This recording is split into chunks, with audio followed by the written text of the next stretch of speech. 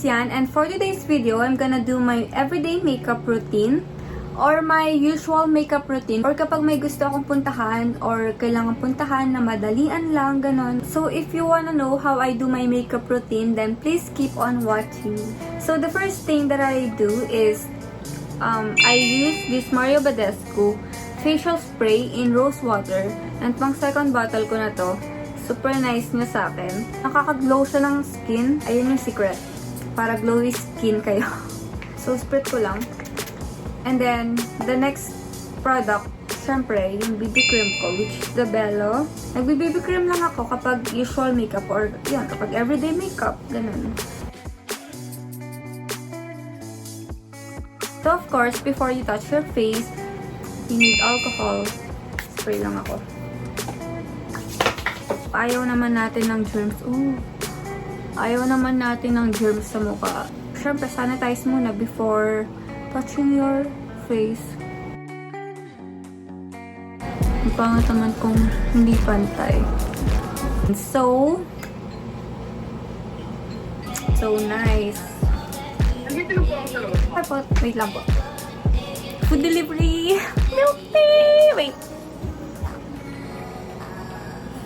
So, I'm back. And so, medyo lost na ako kung nasan ako nag-stop, no? So, for the next step or product that I use is this Naturactor. And I'm just gonna use my round top blender.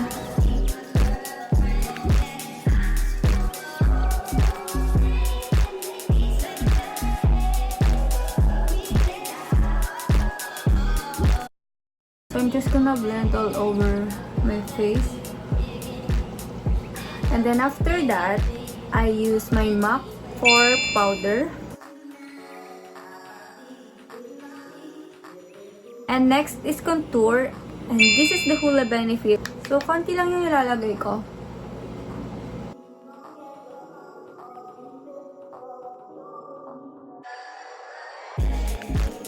Nose area.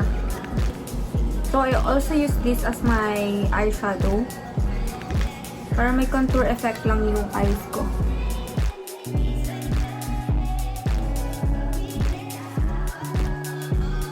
And next is for my brows. This is the first thing that I use. I know, ito yung last dapat. Pero, well, inuuna ko na siya para mas para mas magstay na yung hair ko sa position nila. So, the next product is this K palette in number 2. Ganda to. Favorite eyebrow product ko na to, and paubos na siya.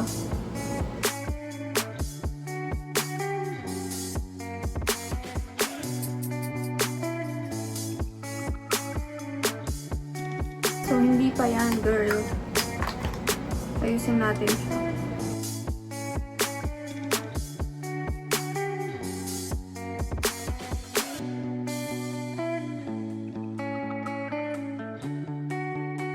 Then, for my highlighter, I use this e.l.f.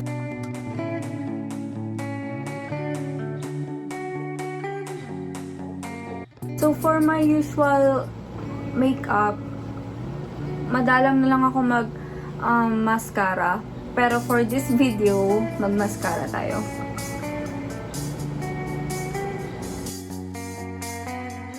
So for my mascara, ito yung ginagamit ko. The Maybelline Hypercurl Volume Express Waterproof. Pero pag medyo extra makeup, ganun. Yung heroin curler or mascara yung ginagamit ko.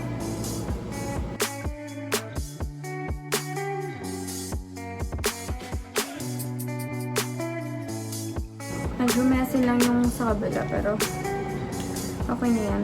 Baka mas lalong ma-damage lang. Curl ko ulit. The last product that I use is this Happy Skin in Active Water Lip&Cheek Tint.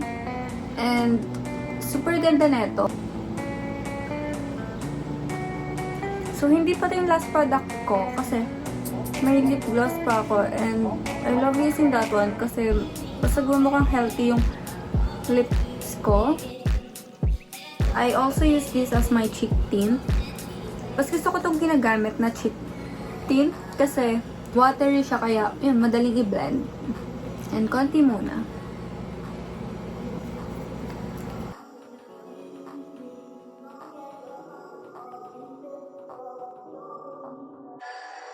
So, pag feel ko hindi pantay yung blush ko, maglalagay ako kung saan kulang.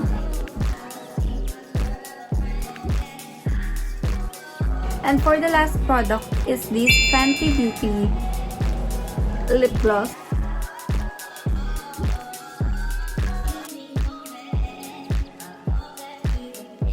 And for my final touch is this Badescu.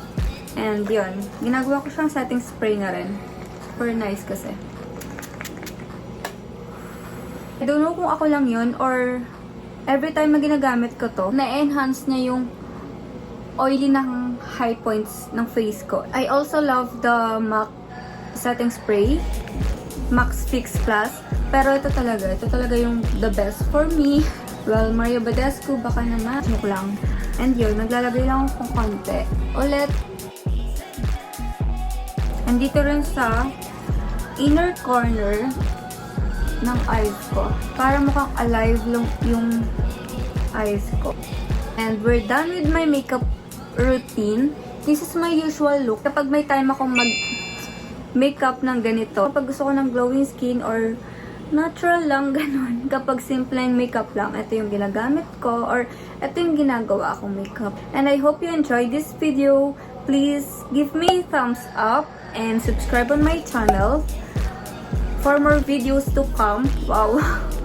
And if you wanna check out my social media account over here, you can follow me. So that's it guys. Thank you for watching this video. I'm gonna see you soon. Bye!